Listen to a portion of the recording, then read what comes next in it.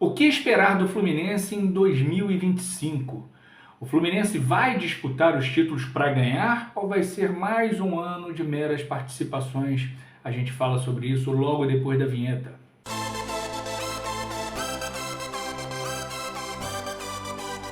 Fala galera, saudações tricolores, tudo bem com vocês? O Fluminense volta a campo nesse fim de semana, começa finalmente a temporada 2025, é verdade que com o falido estadual, com esses campeonatos que não deveriam existir mais, mas existem e o Fluminense participa, então a gente quer ganhar. E o Fluminense se movimentou e se movimentou muito no mercado nessa janela de transferência. Foram várias saídas, várias chegadas, retornos de empréstimo que não devem ficar no Fluminense, é o caso do Iago, o Iago Chuchu, e o Samuel Granada não devem ficar no Fluminense, devem ser reemprestados. O Iago parece que já tem uma negociação com o Brasiliense e várias contratações. A gente vai falar aqui, analisar um pouquinho as contratações, falar das saídas e dizer o que realmente o Ale Chagas espera da temporada 2025. Para começar, a gente fala das saídas. Saíram Marquinhos, Felipe Alves, Felipe Melo, Diogo Barbosa, Lucumí, John Kennedy e agora, por último, Isaac. Eu quero dizer que são jogadores que alguns produziram alguma coisa, outros não produziram absolutamente nada, como por exemplo Felipe Alves e o Lucumí, que ficou na base e teve uma lesão até certo ponto séria e não foi aproveitado nem pelo Fernando Diniz e nem pelo Mano Menezes. A avaliação do Fluminense é que o jogador não está pronto, não está preparado e que não serve para aquilo que o Fluminense tem de objetivo em 2025. Já por outro lado, Felipe Melo, apesar de alguns casos absurdos de expulsão que ele teve, de muitos erros, de não conseguir jogar o tempo inteiro, ele teve a sua importância, sobretudo fora de campo. Mas porque ele entregava para o Fluminense, para o salário que ele recebia quando foi contratado, especulou-se em R$600 mil por mês, ou seja, um salário altíssimo, o Felipe Melo realmente entregou muito pouco. Já o Diogo Barbosa também não era unanimidade. Eu, por exemplo, nunca fui fã do Diogo Barbosa, embora com o Fernando Diniz ele tenha subido de produção. Mas é um lateral limitado, que era a reserva do Marcelo, até o Marcelo dar o ar de estrelismo dele dentro do Fluminense e o Mano Menezes demonstrar sua total falta de capacidade de gerir um grupo. E aí sai o Marcelo, um lateral pentacampeão da Champions, e a gente fica com Diogo Barbosa, que não é aquele jogador horroroso, mas longe de ser um jogador digno, vamos dizer, de vestir a camisa do Fluminense. Por fim, os meninos, John Kennedy e Isaac. O Isaac teve algumas chances e em nenhum momento performou, mas era preciso que se desse mais tempo e mais oportunidades para ele, para a gente saber realmente qual era o potencial do menino Isaac dentro do Fluminense. Já o John Kennedy, todo mundo sabe que é um grandíssimo jogador e um grandíssimo cabeça de vento também. Jogou a carreira fora, vai para o México, espero que amadureça, vai emprestado com opção de compra para o time mexicano. Espero que amadureça, porque ainda dá tempo dele ter uma carreira como aquela que todo mundo achava que ele ia ter quando ele estava na base. E com essas saídas todas, e poderíamos ter outras, como Samuel Xavier, Manuel, que o Mário Bittencourt, junto com o Mano Menezes, resolveram renovar o contrato, desses jogadores que não produziram rigorosamente nada em 2024 e em 2025, um ano mais velhos, eu duvido que eles performem como o Fluminense precisa que performe.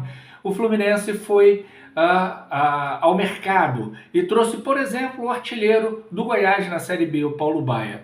Confesso que eu vi pouca coisa do Paulo Baia e o pouco que eu vi é bom, mas não é ótimo.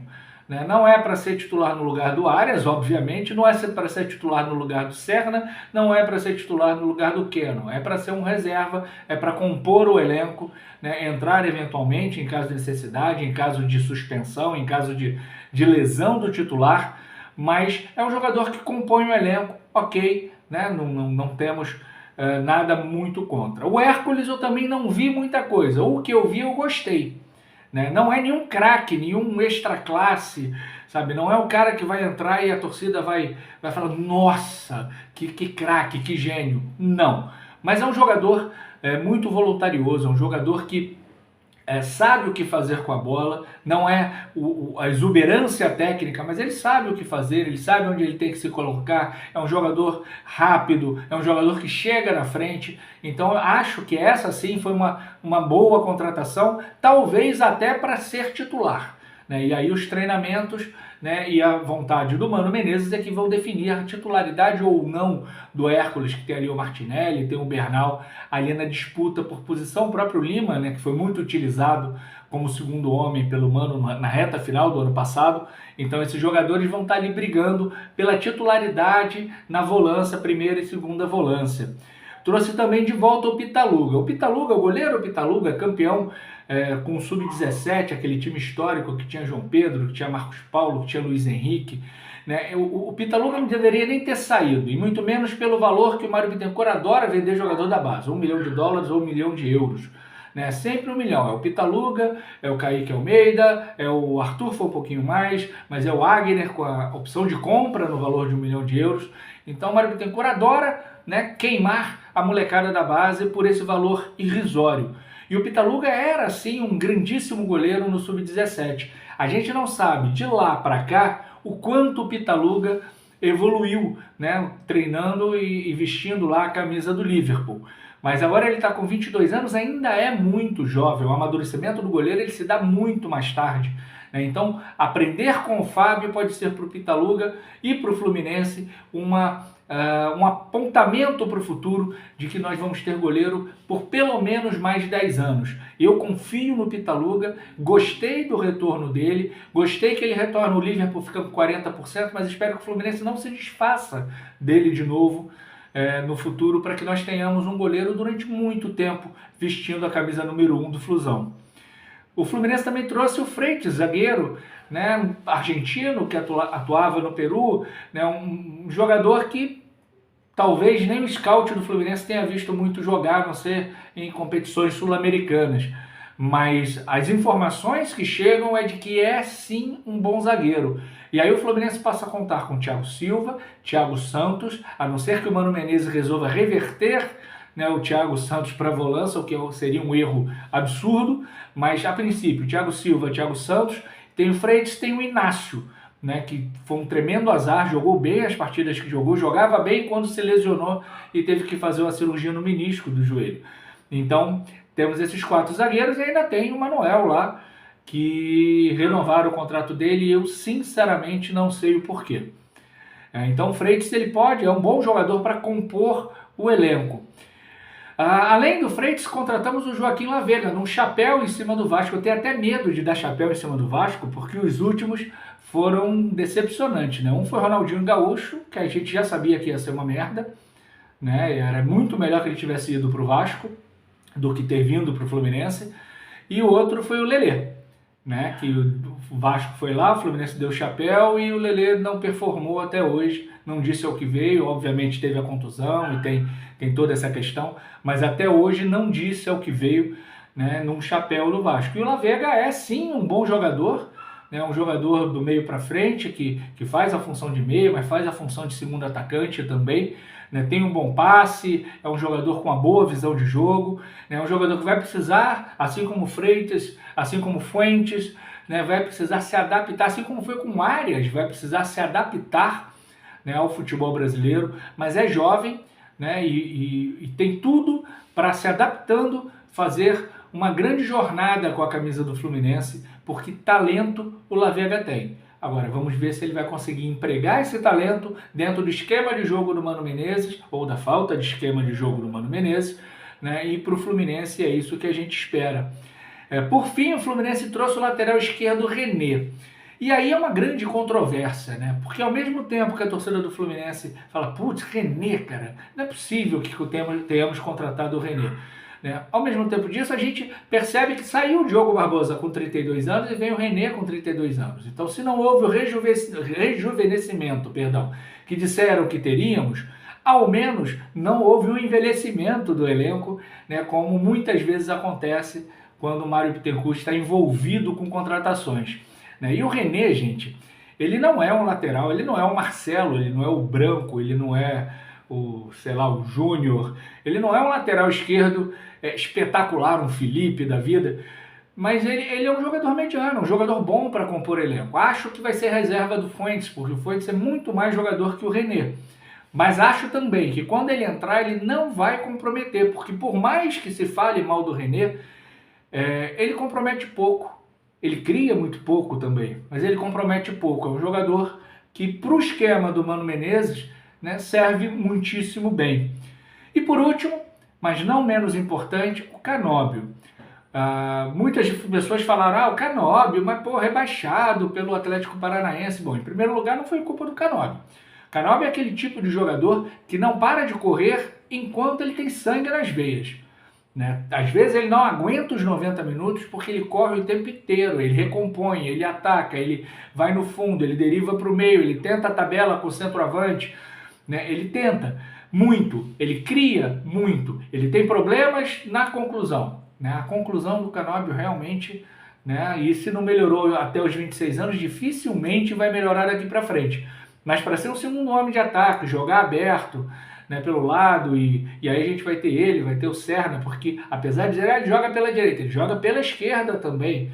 Então ele pode ser um bom reserva do Arias pela direita, um bom reserva do Serna também pela direita, porque ao contrário do que o Mano Menezes fez muitas vezes no ano passado, o Serna é muito mais útil pela direita do que pela esquerda, tá? E ele pode compor ali com o Keno, né, e com o Paulo Baia pelo lado esquerdo. Então eu acho que as contratações do Fluminense, elas não são ruins.